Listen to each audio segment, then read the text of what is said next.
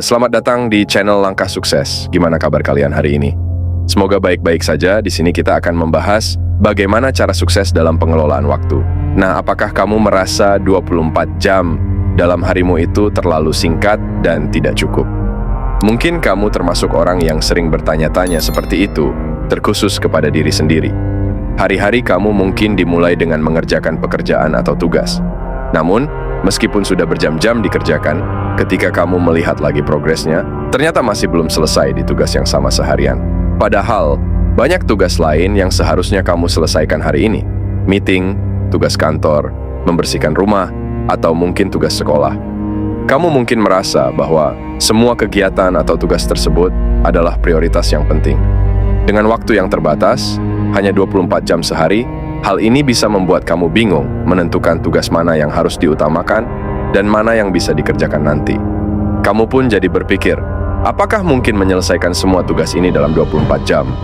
Masalah ini semakin terasa ketika kamu melihat orang lain, misalnya teman-teman dekatmu. Mereka tampaknya bisa melakukan banyak hal dan hasilnya maksimal. Kamu mungkin bertanya-tanya, kenapa mereka bisa mengerjakan banyak hal dalam 24 jam, sedangkan kamu sendiri kesulitan? Di video ini, kita akan menjelaskan beberapa tips manajemen waktu. Tujuannya adalah agar di tengah banyaknya kesibukan, kamu tetap bisa termotivasi untuk produktif dan memanfaatkan waktu yang ada dengan sebaik-baiknya.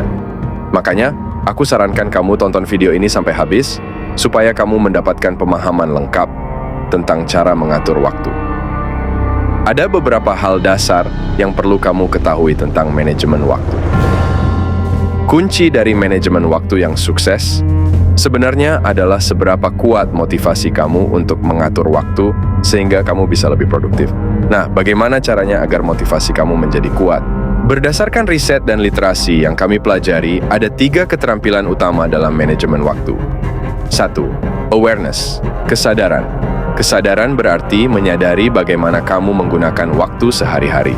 Ini melibatkan pemahaman tentang kebiasaan waktu, mengenali apa yang menghabiskan waktu kamu, dan menyadari kapan dan mengapa kamu kehilangan fokus. Dengan meningkatkan kesadaran ini, kamu bisa mulai melihat pola-pola yang perlu diubah untuk meningkatkan produktivitas. 2. Arrangement, penataan. Penataan berkaitan dengan bagaimana kamu merencanakan dan mengatur tugas-tugasmu. Ini melibatkan pembuatan jadwal, menentukan prioritas, dan membuat daftar tugas, checklist. Penataan yang baik membantu kamu mengelola waktu dengan lebih efektif, memastikan bahwa tugas-tugas penting diselesaikan terlebih dahulu dan tidak ada yang terlewat. 3. Adaptation, adaptasi. Adaptasi adalah kemampuan untuk menyesuaikan rencana dan jadwal kamu dengan perubahan dan gangguan yang tak terduga. Ini melibatkan fleksibilitas dalam mengatur waktu, serta kemampuan untuk menemukan solusi alternatif ketika ada hambatan. Adaptasi yang baik memastikan kamu tetap produktif meskipun ada perubahan situasi. Kali ini kita akan membahas salah satu keterampilan penting dalam manajemen waktu, yaitu penataan jadwal atau arrangement. Menyusun jadwal harian dengan baik adalah langkah awal yang penting. Mungkin sekarang kamu berpikir, aku sudah mencoba membuat jadwal harian, tapi tetap saja banyak yang terlewat, tertunda, atau tidak sempat dikerjakan, padahal sudah dijadwalkan. Nah, ada beberapa hal spesifik dan sederhana yang bisa kamu lakukan dan akan sangat berpengaruh. Apa saja itu? 1. Buat checklist. Pertama, coba buat jadwal yang lebih spesifik dalam bentuk checklist. Tulis semua kegiatan yang ingin kamu lakukan dan batas waktunya. Misalnya, jika hari ini kamu punya jadwal kuliah selama 3 jam, kemudian mengerjakan tugas selama 2 jam, dan seterusnya. Susun kegiatan tersebut secara urut, sesuai waktunya, atau berdasarkan prioritas. Di samping setiap kegiatan, buat kotak kecil untuk mencentang ketika kegiatan tersebut sudah dilakukan. Rasa puas dan lega ketika mencentang checklist ini bisa menambah semangatmu untuk menyelesaikan tugas-tugas lainnya. 2. Berikan reward untuk diri sendiri. Manusia cenderung mengulangi tindakan yang memberikan konsekuensi positif. Secara psikologis, jika tindakan kamu menghasilkan konsekuensi yang positif, kemungkinan besar kamu akan melakukan hal itu lagi. Misalnya, jika kamu menyelesaikan tugas kuliah, membersihkan rumah, dan menyelesaikan meeting sesuai jadwal, berikan reward untuk diri sendiri. Reward ini bisa berupa menonton serial kesukaan, hangout dengan teman, atau tidur lebih awal.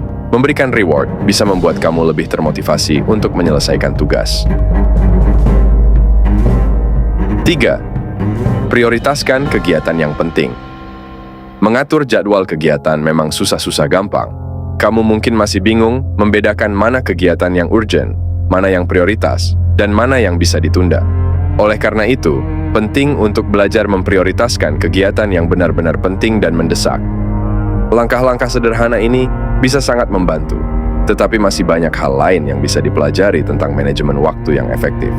Untuk membantu perencanaan kegiatanmu menjadi lebih efektif, kamu perlu tekun dan bekerja keras untuk melakukan pengelolaan waktu tersebut. Terima kasih telah menonton video ini sampai akhir.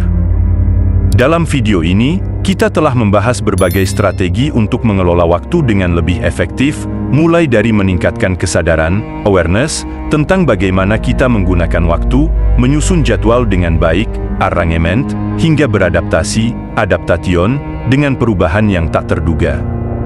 Ingatlah bahwa kunci dari manajemen waktu yang sukses adalah motivasi yang kuat dan penerapan keterampilan-keterampilan ini dalam kehidupan sehari-hari.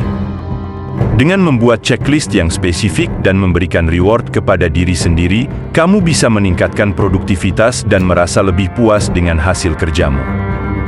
Terima kasih, sampai jumpa di video selanjutnya.